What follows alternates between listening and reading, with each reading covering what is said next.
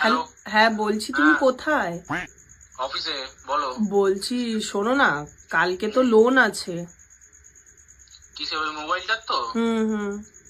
হ্যাঁ তো ঠিক আছে, আছে তোমার অ্যাকাউন্টে টাকা আছে, অটোমেটিক কেটে যাবে তো, কালকেও কেটে যাবে। কি আছে স্যার, নতুন করে বলার কি আছে বলো।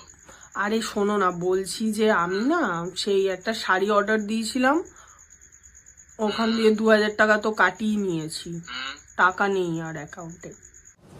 अबे साले जो माफ करना मैं जो তুমি 2000 টাকা কাটিয়ে নিলে, আমাকে বললে না একবারও?